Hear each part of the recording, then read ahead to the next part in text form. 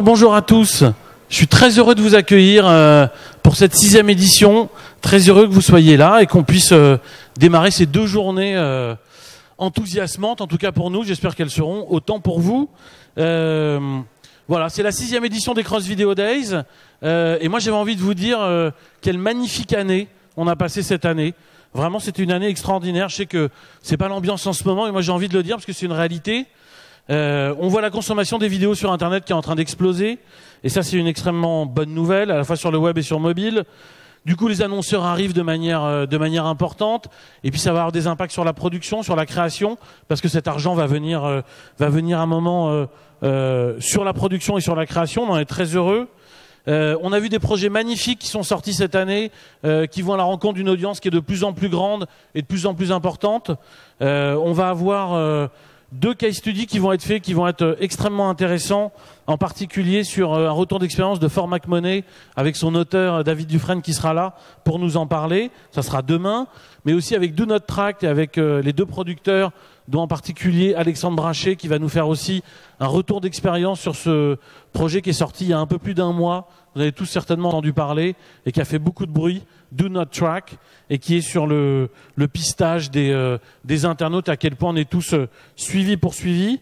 Et il va nous faire aussi un retour d'expérience, ça va être ce matin, à peu près dans 1 heure. Et puis on a vu énormément de beaux projets, de projets qui se développent de plus en plus, d'audiences qui se développent aussi de plus en plus. On a vu le nombre de chaînes, de plateformes, de structures institutionnelles et puis de marques qui s'intéressent de plus en plus au sujet du digital, à l'écriture interactive, aux projets multiplateformes.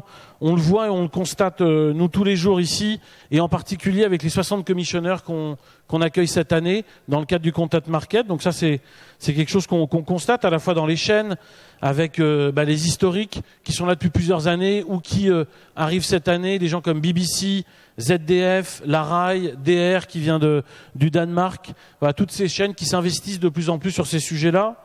Les sociétés de production qui viennent aussi, les sociétés de taille très importante comme Lagardère ou comme Sony Pictures Television qui sera là pendant les 2 jours pour rencontrer des projets. C'est extrêmement important comme étape. Des institutions comme Canopé, comme Universcience, qui aussi montrent leur investissement et leur énergie par rapport à ces sujets-là.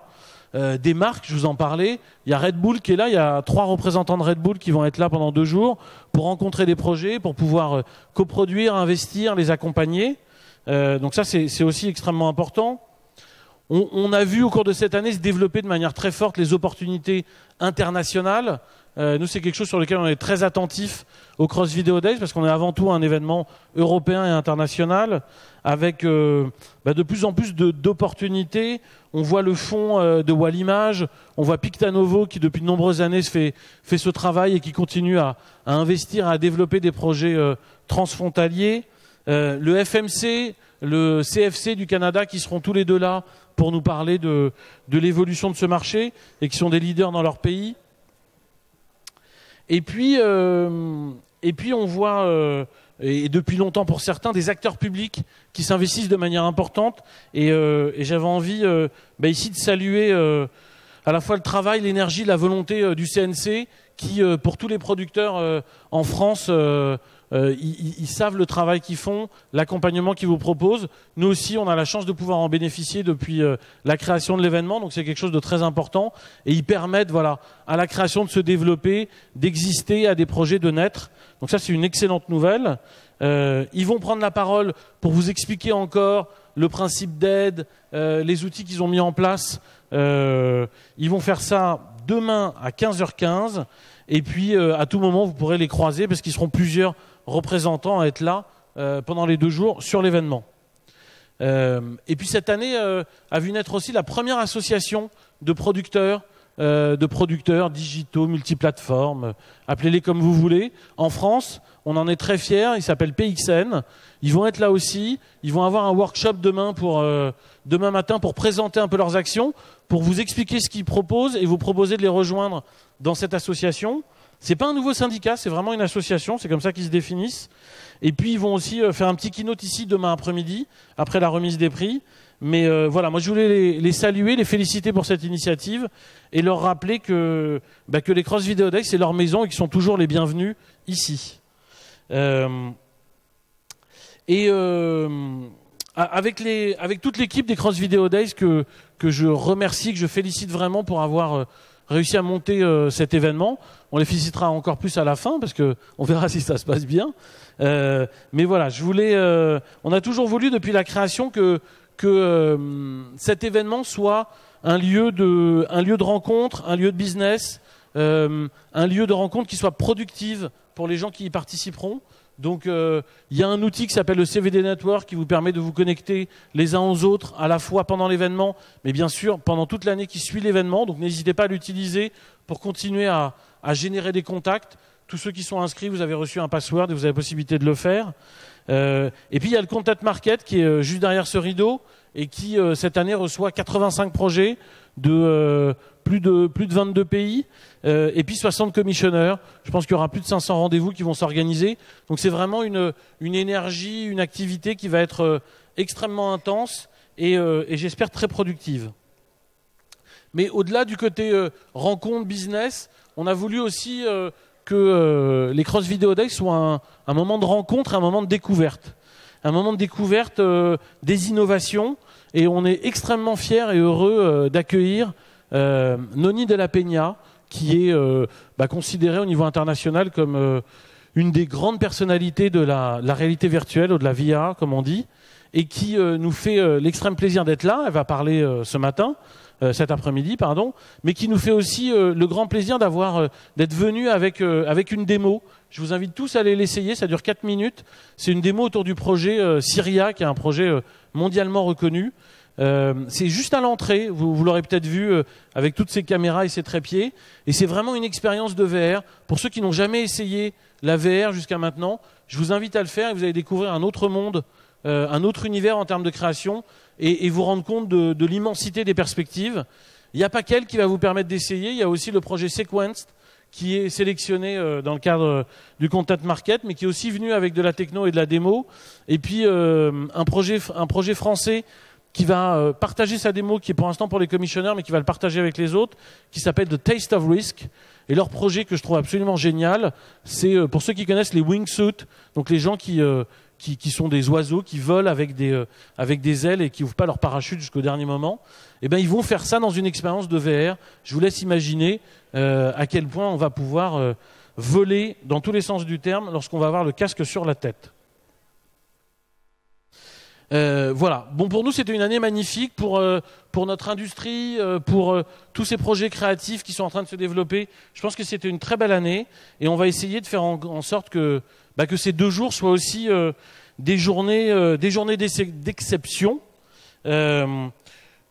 Je voudrais vous demander 2 petites minutes pour pouvoir remercier des gens qui sont extrêmement importants pour nous et qui sont nos partenaires et qui nous permettent d'exister, qui nous permettent de développer et de créer cet événement. En premier lieu, je voudrais remercier nos premiers partenaires qui sont le Pôle Média, Pleine Commune, Cap Digital, le CNC, qui sont vraiment nos partenaires historiques, qui sont là quasiment depuis le début et qui nous aident à pouvoir sortir cet événement et le faire grandir. Creative Europe, qui nous soutient depuis 3 ans, la SACD, la SCAM, qui sont de plus en plus présents et dont nombre de leurs auteurs sont aussi présents ici cette année. Ça, c'est un grand plaisir d'avoir de plus en plus d'auteurs, au-delà des producteurs qui sont extrêmement importants, mais d'auteurs pour que la mayonnaise, comme on dit en français, puisse prendre et grandir. Et puis, il y a de plus en plus d'événements avec lesquels on travaille au niveau France et au niveau international, qui nous aident et qui nous accompagnent en particulier sur l'appel à projets. Je veux citer le MIFA, le Forum Blanc, Finteractive, qui est un événement en Pologne, qui est vraiment très beau. Power to the Pixel, que beaucoup de monde connaît, qui est à Londres. IDOC en Suisse. Le Malmö Kids Financing Forum, donc en Suède. Et puis, depuis 2 ans, quelque chose qui nous honore et qui nous fait très plaisir, le marché du film de Cannes, qui nous a encore accueillis cette année avec 5 très beaux projets de cinéma et transmédia qu'on a présentés il y a un petit mois à Cannes. Les médias qui nous accompagnent aussi, Ciné Europa, le film français Digital Business News, Stream Actu et Stream Daily, la newsletter et le site canadien, qui nous accompagnent. Et puis enfin, je voulais remercier TV5 Monde et Digiteka qui nous ont aidés à monter les 2 prix que nous remettrons demain. Un prix pour le meilleur projet francophone et puis le grand prix qui sera remis demain après-midi. Quelques infos pratiques et après on va rentrer dans le vif du sujet avec les premiers intervenants. Ici c'est les confs, il va y avoir des keynotes, des panels, il va y avoir des case studies, vous allez voir ça va tourner. On est vraiment très ouvert à l'échange parce que souvent les gens qui sont sur la scène et les gens qui sont dans la salle ont des niveaux de compétences qui sont tout à fait partageables et échangeables. Donc n'hésitez pas, prenez la parole. On en reparlera après avec Benjamin pour que vous puissiez intervenir. C'est vraiment très important. Il va y avoir des sessions de pitch. C'est des moments qui, pour nous sont très chers. C'est 17 projets qu'on a sélectionnés parmi les 60 projets de la sélection du Content Market qui vont venir ici, qui auront 5 minutes pour pitcher devant vous. Donc n'hésitez pas à venir les écouter, à venir les encourager. C'est un moment qui est très important. La première session de pitch, elle a lieu à 17h aujourd'hui. La deuxième, elle aura lieu à 11h30 demain. En entrant dans la salle, vous l'avez peut-être vu, il y a un espace workshop. Il y a un programme qui est indiqué pour aujourd'hui et pour demain. Voilà, c'est une demi-heure de session. C'est des moments qui sont beaucoup plus libres, beaucoup moins formatés pour l'échange et la discussion. On va avoir la SACD, on va avoir le CNC, on va avoir la SCAM qui va venir présenter des projets, on va avoir le labo du pôle média qui va venir présenter aussi ses projets. Enfin voilà, des vrais moments de rencontre et d'échange. N'hésitez pas à les partager et à y aller aussi. Une dernière petite chose qui est très sympathique, sur le stand de Pleine Commune, il y a la Smooth Box. Vous verrez, c'est une petite boîte où vous pouvez laisser un petit message vidéo, raconter quelque chose. N'hésitez pas, on sera très heureux de les partager ensuite et de les faire vivre. Enfin, on a tout un tas de repas, de pauses. Vous avez vu, il y a des chaises longues à l'extérieur pour ceux qui veulent faire une petite sieste ou en tout cas pour profiter un peu du beau temps. Et puis ce soir, on aura un petit apéro tous ensemble à partir de 18h, en espérant qu'il ne pleuve pas, sinon on le fera à l'intérieur, et pouvoir partager et continuer à échanger tous ensemble. Voilà. Il est temps pour moi de laisser la parole à nos invités et de les accueillir sur scène. On va les accueillir tous les trois ensemble, puisqu'ils voulaient partager la scène ensemble. J'invite Denis Borto, le président du Pôle Média Grand Paris, Vincent Leclerc, le directeur de l'audiovisuel et des nouveaux médias du CNC, et David Dufresne, notre cher parrain. Messieurs.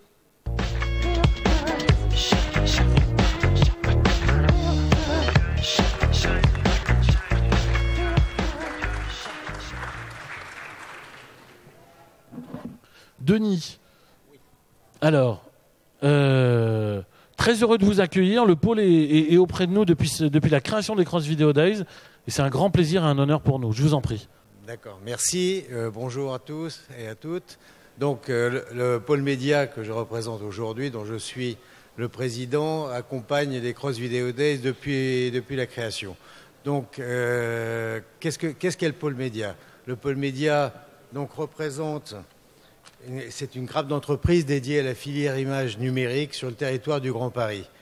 Nous comptons 120 membres et nous représentons 2600 emplois, 645 millions de chiffre d'affaires cumulés. Et on couvre à peu près tous les marchés audiovisuels, cinéma, télévision, transmédia, animation, publicité, corporate, archivage, numérique et formation. Donc nous co-organisons les Cross Video Days. Alors, les Cross Video Days, c'est important pour nous parce que c'est aujourd'hui plus de 1000 inscrits, ça représente plus de 20 pays et donc c'est une vraie, pour le territoire, c'est un vrai plus. Donc ça a marqué, Cross Video Days ont marqué leur place dans l'univers du transmédia et avec un vrai essor à l'international. Donc nous sommes très fiers de soutenir cette manifestation qui est structurante pour le développement d'une filière encore émergente mais incontournable. L'avenir des médias, on le constate, c'est le transmédia. Il nous appartient donc de construire les modèles, surtout économiques, et c'est ce à quoi s'attache le marché des Cross Video Days. Pour accompagner les entreprises des médias et les pure players du numérique, le pôle média a mis en œuvre depuis 2013 un cycle d'action dédié au multi-écran dont l'objectif est de suivre les projets dans leur développement innovant et de permettre aux professionnels de pouvoir acquérir, perfectionner les compétences nécessaires.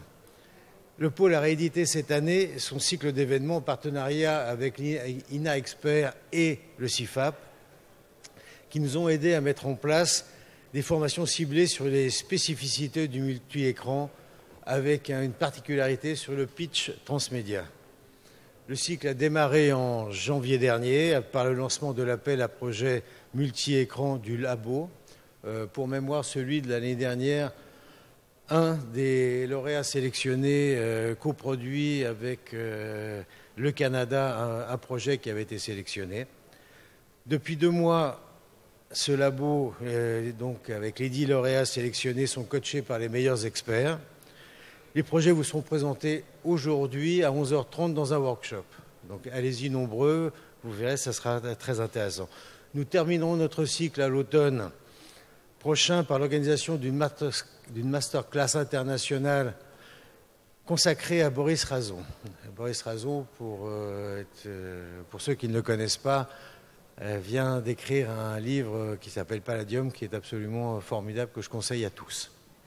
Au-delà de ces actions, le pôle Média Grand Paris est engagé depuis septembre 2013 dans un projet Eurotransmédia européen qui vise à établir un agenda de recherche à 3 ans sur le transmédia en collaboration avec Cap Digital, Pleine Commune et des clusters médias de Suède, d'Espagne, de Belgique et d'Estonie. Une vision document a été établie à l'échelle européenne qui sera restituée pour la première fois le 23 juin au Sunnyside of the Dock. Par ce travail de recherche et de structuration, Pôle Média participe à la création d'une future filière française de transmédia bien formée et capable de répondre aux demandes et aux attentes. Vous êtes les pionniers et on espère les piliers de cette filière du futur. Et encore en devenir, mais on compte tous sur vous. Donc vous pouvez aussi compter sur le Pôle Média pour vous accompagner et avec le Cross Video Day, bien sûr. Voilà, je vous souhaite à tous un bon salon et bonne journée à tous. Merci beaucoup, Denis. On va passer la parole à Vincent Leclerc. Vincent, depuis de nombreuses années, tu soutiens à tes différentes fonctions les Cross Video Days. On est très heureux de t'accueillir aujourd'hui au nom du CNC. Absolument. Moi, quand je t'ai écouté tout à l'heure, j'ai tout de suite pensé à la langue de sable. La langue de sable, c'est une image que j'aime bien. Vous avez une rivière assez large, puis au milieu de la rivière, il y a une langue de sable. Et je pense qu'on est arrivé sur la langue de sable. C'est-à-dire qu'on n'est plus au temps des pionniers. Moi, je me souviens de ma première émotion dans la création numérique, ça a été Gazas Derot. J'ai révisé, c'était 2008. Enfin, c'est vraiment la première fois que je me suis dit, ah ouais, il y a vraiment une nouvelle façon de raconter les histoires. Et puis depuis, il y a plein de projets qui ont émergé. Quand on regarde le catalogue cette année des Cross Video Days, une 60aine de projets, on se dit, ça continue à avancer, quoi. Ça continue on continue à inventer des nouvelles façons de raconter des histoires grâce à ces technologies. Donc je suis d'accord avec toi qu'il y a plein de choses qui nous ont amenés à cette langue de sable. Je vois aussi la création de PXN, une association qui regroupe des producteurs qui viennent à la fois de l'audiovisuel, mais de Internet, enfin d'un peu partout. Je trouve que c'est une très bonne nouvelle, parce que c'est vraiment un signe de maturation du secteur. Voilà, je me dis, voilà, on est sur cette langue de sable. La question finalement, c'est comment on va aller de l'autre côté ? Comment on va passer, comment on va rejoindre l'autre berge. Alors moi, je vais plus vous parler d'intervention publique, parce que, en tout cas en France, ce qui est clair, c'est que le secteur public a joué un rôle très important dans l'émergence de ce secteur. Bien sûr, les diffuseurs, avec au premier rang France Télévisions et Arte et leurs labs quelque part respectives, mais aussi le CNC, qui s'appelle Centre National du Cinéma, a relevé le défi très rapidement en créant le fonds Nouveaux Médias, je pense, il y a 7 ans. Tout ça s'est fait un peu en même temps. Et puis on a la chance aussi d'avoir de très bonnes écoles. Il faut le rappeler qu'il faut un peu avoir un écosystème de qualité. On a aussi de très bonnes écoles qui ont appris à travailler ensemble. Alors il y a un premier défi, c'est celui des moyens. Parce que on ne va pas faire le malin avec notre fonds Nouveaux Médias, parce que le fonds Nouveaux Médias, c'est 4 millions d'euros. Et c'est toujours 4 millions d'euros. Et c'est 4% de ce qu'on investit. C'est-à-dire dans la direction de l'audiovisuel et de la création numérique, on investit, on va dire, 245 millions dans le visuel et 4 millions dans les nouveaux médias. Donc il y a une question effectivement de moyens. Il y a une question de montant aussi, puisqu'au début, les montants sont plafonnés. On doit aussi se poser la question des montants à partir du moment où on a des projets qui deviennent plus ambitieux. On doit toujours garder la dimension innovation, c'est-à-dire que je pense qu'à la fois, il y a des projets qui sont mûrs pour aller vers le marché, mais on est dans une période où on va continuer à innover, à chercher des nouveaux modèles. On n'est pas du tout arrivé au bout de la grande aventure, entre guillemets. Et puis, il y a une dimension qui me semble extrêmement importante, qui est celle de l'international. Je pense que la création numérique, comme l'animation en France, est quelque part condamnée avec bonheur à l'international. Et là-dessus, je pense que nous, CNC ou d'autres, on peut jouer des rôles importants dans les accords de coproduction. Aujourd'hui, la création numérique, le transmédia n'est pas inclus dans les accords de coproduction. Mais je voulais vous dire qu'en tout cas, déjà avec le Canada, avec lequel on a un accord de coproduction et audiovisuel, de part et d'autre, du côté canadien comme du côté français, nous sommes déterminés à ouvrir cet accord de coproduction, le nouveau que nous allons signer, en tout cas on va l'actualiser, on va dire, l'ouvrir aux transmédias, et ça va quand même faciliter beaucoup la vie de ceux qui font des coproductions. Je pense que mon cher voisin à côté peut voir la différence quand il y a un accord de coproduction et qu'il n'y en a pas. Et puis il y a une autre initiative canadienne qui nous fait pas mal réfléchir, c'est celle du Fonds des médias du Canada qui a demandé à ce que, si je me souviens bien, 20% du budget dorénavant, donc de budget on va dire plutôt audiovisuel, soit consacré à un volet numérique. Bon, volet numérique c'est large. C'est-à-dire qu'ils ont accéléré quelque part cette rencontre entre l'audiovisuel et le monde numérique, qui est peut-être... Alors c'est en débat, il y a débat au Canada, est-ce que c'est une bonne mesure ou pas, est-ce que le niveau était bon ? Mais en tout cas, on va réfléchir aussi à voir comment on peut accélérer, sans forcer, mais comment on pourrait accélérer cette rencontre entre le monde de l'audiovisuel et le monde de la création numérique qui se fait. Le WebCOSIP qu'on a effectivement créé a aidé à faire ça, mais je pense qu'on peut aller peut-être un peu plus vite et que l'intervention publique, qui a joué un rôle important dans la première traversée pour aller jusqu'à la bande de sable, je pense continuera à jouer aussi un rôle important dans la deuxième partie qui nous emmènera vers l'autre rive. Voilà, en tout cas, excellent Cross Video Days, et je suis sûr qu'on va découvrir des projets absolument enthousiasmants. Merci, à bientôt. Merci beaucoup Vincent.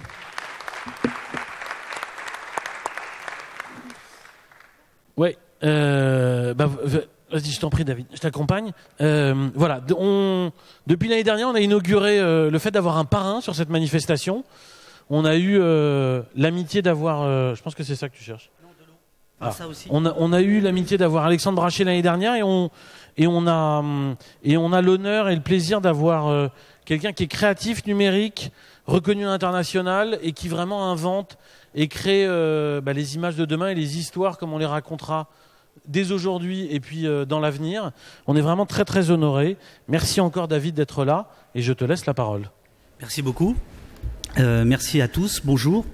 Alors je vais essayer en quelques minutes, vous faire un petit point d'actualité autour des nouvelles narrations pour aller très vite et poser la question du banc de sable. Il a parlé du banc de sable. Or, alors attendez, où est-ce que j'appuie sur le bouton vert ? Ça marche ou pas ? Dites-moi juste. Voilà. Au tout début des années 90, ce livre d'Hakim Bey, Les zones d'autonomie temporaire, a bouleversé la vie de quelques gauchistes dont j'étais, qui arrivaient sur Internet. Nous sommes en 93. À ce moment-là, on se connecte depuis Paris par CompuServe, on paye en dollars, etc. Et ce livre, en fait, c'est un hommage à l'utopie pirate, à l'utopie des gens qui vont de banc de sable en banc de sable et qui ne cherchent pas forcément à aller justement sur l'autre rive, mais qui cherchent des îles désertes à conquérir.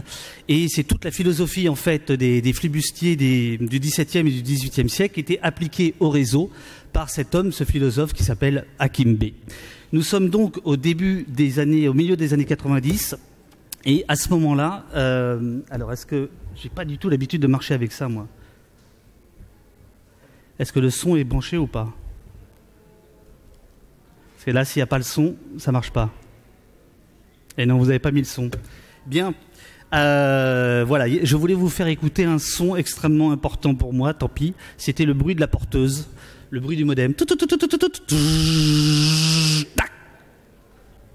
C'est ce son-là que je cherche depuis 21 ans. Et je crois que ce sont là que nous devons avoir toujours en tête. C'est-à-dire ce moment où il y a eu une véritable révolution, où on a tout cassé. Tous les paradigmes, tous les systèmes, toutes les hiérarchies des médias, toutes les façons de créer, de produire, de promouvoir, etc. Et ce son du modem, je crois qu'il doit absolument continuer à nous guider, parce que, figurez-vous, pour ceux qui sont très jeunes, c'est que ça marchait une fois sur deux. Et c'était ça qui était magnifique. C'était le droit à l'erreur. C'était le fait que c'était hyper compliqué de se connecter. Mais quand on y était, on était de banc de sable en banc de sable qui était absolument à défricher, etc. Et je crois que cette idée-là doit perdurer. Alors un jour, des années plus tard, je vois l'ancien parrain des Cross Video Days de l'année dernière, qui est pour moi le parrain des documentaires interactifs, Alexandre Brachet, je ne sais pas s'il est dans la salle, et à ce moment-là, je viens avec un projet avec mon ami Philippe Brault autour des prisons aux États-Unis, ça va s'appeler Prison Valley, et Alexandre Brachet, que je connais à peine, nous dit, en nous tendant la carte bancaire de sa boîte, Upian, faites pas les cons, mais un peu quand même. Ça, c'est le bruit du modem. Puisque nous sommes dans un salon marchand, je voulais quand même vous citer votre père à tous, notre père à tous, Henry Ford. Et oui, on a beau être gauchiste, on connaît quand même certains classiques capitalistes. Et donc Ingrid Kopp, du Tribeca Festival, a l'habitude, c'était il y a quelques jours à Zurich où j'ai assisté à sa présentation, a l'habitude de citer Henry Ford qui explique très bien que si il avait demandé aux gens ce que les gens auraient voulu, ils auraient demandé des chevaux plus rapides. Et comme on le sait, il a inventé la voiture. Ça, c'est le bruit du modem aussi. C'est-à-dire, c'est l'idée de ne pas aller là où on nous dit, où les études nous disent d'aller, mais de croire en nos idées, de croire en nos histoires et de croire en nos projets. Sur les zones d'autonomie temporaire, je voudrais juste, après je termine, je voudrais juste faire vous mettre en garde, parce qu'évidemment, il y a des zones d'autonomie temporaire totalement ridicules. On a vu celle-là au Times Square, après Charlie, qui avait annoncé « Je suis Charlie ». Donc il faut faire attention, c'est pas parce que on se revendique une zone d'autonomie temporaire que ça suffit. Ça veut dire qu'il faut vraiment avoir un propos. Et ce que j'espère, et je finis là-dessus, c'est qu'on va pouvoir pendant 2 jours s'entendre entre l'idée d'aller de banc de sable en banc de sable, éventuellement d'aller d'une autre rive, de travailler avec des industriels, mais de garder au cœur une chose extrêmement importante qui est le bruit du modem, qui est de raconter des histoires différemment et de ne pas faire bordel de merde du web simplement un canal de diffusion, mais avant tout un canal de création. Voilà, amusez-vous bien.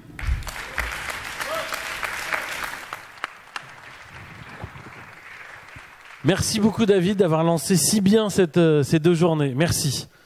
Merci messieurs, je vous remercie beaucoup. Et bah, tout à l'heure, on va se croiser certainement au cours de la journée.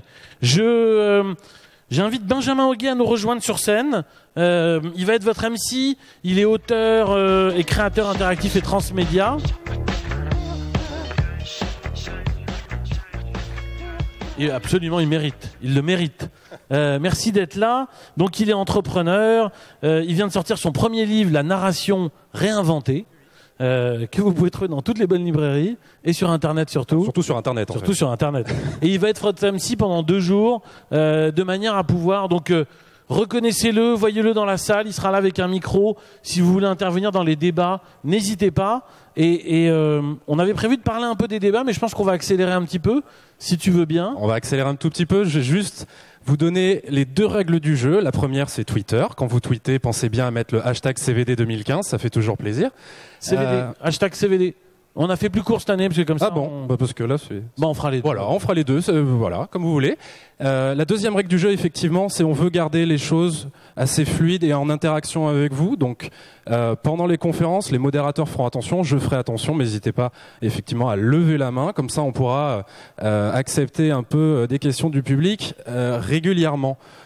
Sur ce, on va peut-être directement enchaîner avec notre premier panel sur l'engagement d'audience digitale, les bonnes pratiques.